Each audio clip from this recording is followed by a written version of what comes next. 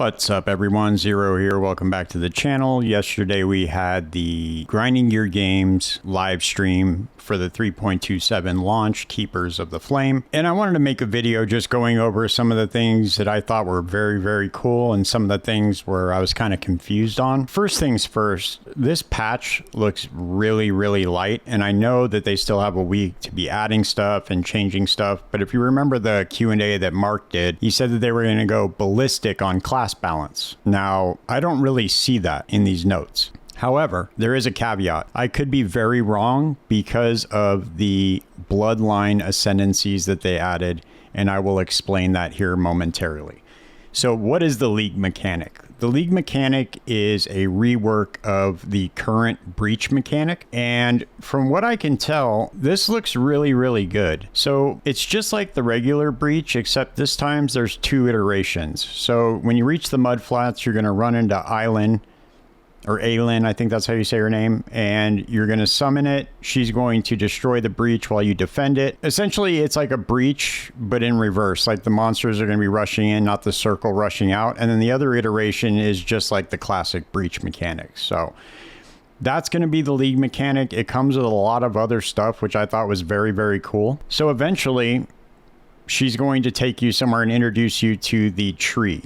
The Genesis tree. Now this tree is going to act kind of like last epoch's Weaver's tree, where you can put stuff in and get a reward out of it. Not exactly the same way it works though. Here you get like another skill tree to go with the tree itself.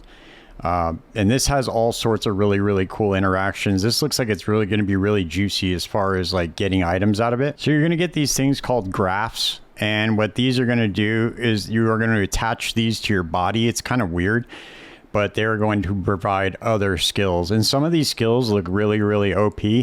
Some of them are going to do like crowd control stuff. Some of them are just going to be extra damage as far as we can tell from the reveal, but we don't have everything yet. And the other thing that's cool about it is they are going to be adding crafting currency for the graphs themselves. Here in the background, you can see the some of the examples of some of the skills that they provide. And you're going to get something called graph blood.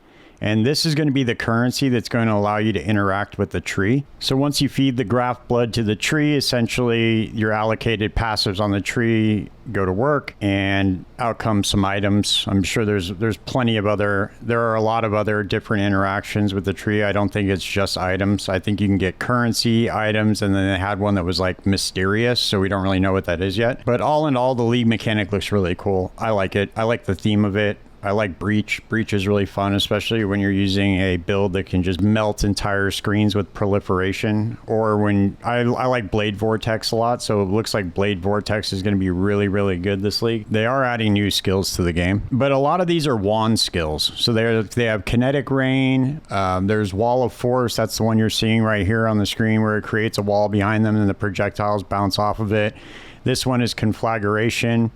It's essentially like, you know, fire arrows that rain down and ignite. Until we get the numbers, we're really not going to know how good these actually are. They could be completely busted, or they could just be garbage. That's one of the caveats to the ballistic class balance, is we don't know how good those skills are because we don't have the numbers for them. They did also add better currency for crafting, similar to Path of Exile 2's tiered currency. We are now getting the Foulborn Orb of Augmentation, the Foulborn Regal Orb, the Foulborn Exalted Orb. These are going to knock out the lower level modifiers in the mod pool and allow you to craft higher tier modifiers. And obviously we are getting asynchronous trade. We already knew that. You get that once you reach Act 6 and you find Faustus. You'll be able to go ahead and start setting up your store. Some of the other quality of life changes I mentioned in previous videos, so I won't go over them. This is something that's very interesting, and this is why I said we really don't know about the class balance yet, is the bloodlines. Now the bloodlines are going to be a second ascendancy that's going to pair with your current ascendancy. Now the thing is, you can still only use your 8 ascendancy points. You could do 6 in your main tree, 2 in this one,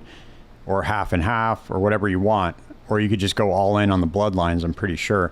But this is really going to fill gaps in builds, I think. And I think a lot of people aren't are kind of sleeping on the fact that Assassin could be extremely overpowered if there is a very good defensive bloodline, because Assassin really lacks defenses. And I think with the changes that they made, it could be very, very overpowered, but we have not seen all the bloodline ascendancies. So hopefully we will get some more information on that in the coming week. This was a fascinating change to me. The T17 modifiers, it looks like they got nerfed. So the item rarity, item quant, and pack size are now going to be similar to red map modifiers unless you vol orb them. This seems like this is going to be a nerf some of the higher level farming strategies. They did nerf the Scarab of Risk, so now you can only have a limit of 1, which is a pretty hefty nerf.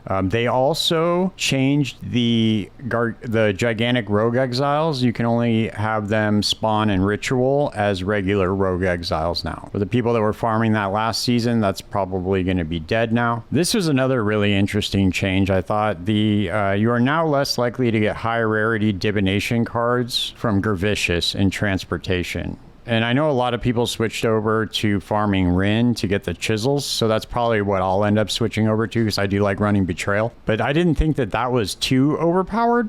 But maybe I'm wrong. Maybe I just got really unlucky because I'd never found anything. I think I found one enlightened gem out of it, and then that was pretty much it. And I ran a lot of Betrayal last league. And spell suppression got a little bit of a nerf. Now it only prevents 40% of damage from suppressed hits and ailments. And they also did remove minion accuracy from the game, similar to what they did in PoE 2. So it looks like the two games are inspiring each other, just like I hoped it would kind of be. But now let's get into the skill gem changes. My favorite build just got nuked into oblivion. Bama. Bama is done for. Not only is it going to deal less damage, but they reduce the duration to 5 seconds from 20.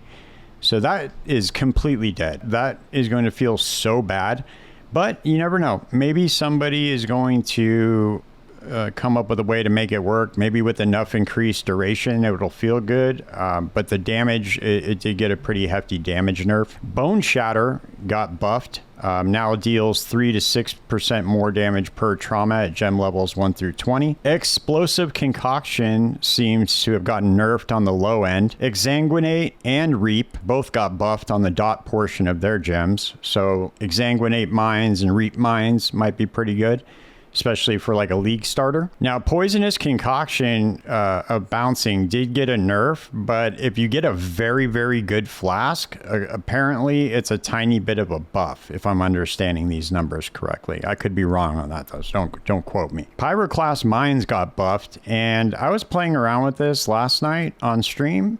To be honest with you, I've never played with this skill before, but my chat was telling me that this is actually a pretty viable build. So now with this buff, maybe it'll be a lot more viable. We'll probably see some Pyroclast Mine builds. Winter Orb got buffed. Now fires projectiles every 1.2 seconds instead of 1.6. Volatile Dead got buffed. Volcanic Fissure of Snaking got nerfed into oblivion as well. So RIP Volcanic Fissure and RIP Bama for the league. Now I know there was some shenanigans that people were doing for Hex Touch, and that technically got nerfed for those specific builds. Now on to the ascendancy changes. This was where I was really confused, and this is where I'm hoping that the bloodline ascendancies really make up for the lack of balance in these notes. So the chieftain, the champion got touched a little bit, but the big one that we already know about is the assassin.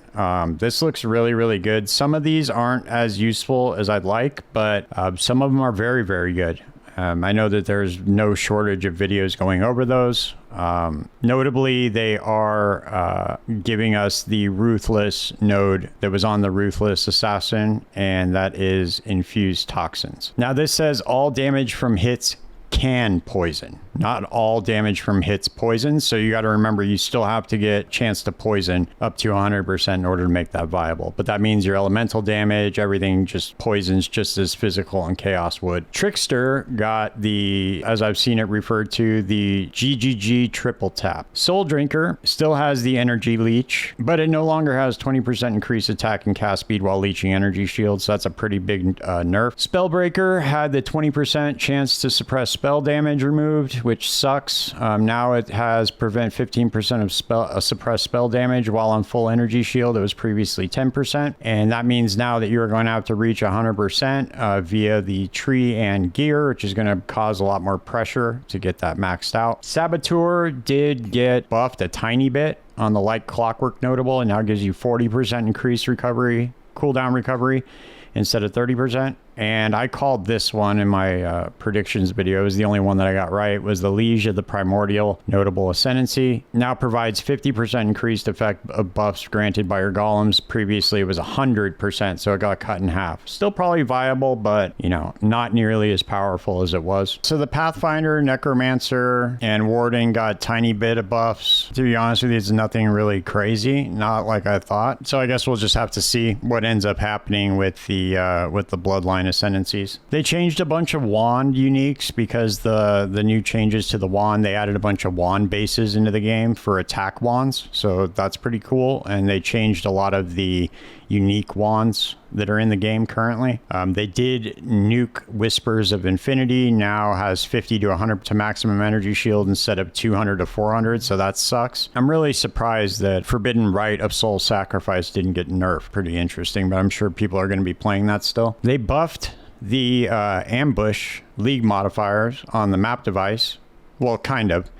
They increased it to 4 Chaos Orbs, and now it gives 4 additional strong boxes. So it looks like it's going to be a lot of strong box farming. And they lowered the cost of the heist modifier. I'll be using that a lot because I usually go back and forth between heist and another mechanic. So yeah, that's pretty much it. We summed it up pretty quickly. Those are the most notable changes in my opinion. All in all, the patch looks really light. If you look at previous patches, there's a lot more notes. I'm sure they're going to be adding stuff though. I don't think this is just going to be it. I know that they tend to add a bunch of stuff over the week until the league release. They're probably working on it all the way up until the night it gets released. So I'm excited to play still. I think that there's some pretty good changes in here. I will be coming out with a league starter. I'm testing out some stuff right now. I might be going totem build for the Hierophant, or I might play Blade Vortex. I'm not really sure what I want to do yet. Kind of testing things out and just seeing what I want to do. So I will come out with a video in the next couple of days just for a league starter, and you guys can follow along. I'll post updates. I'll come out with some crafting guides, especially now that we have the new crafting currency. That should be pretty cool. And yeah, stay tuned, guys. I'll see you in the next video. Peace.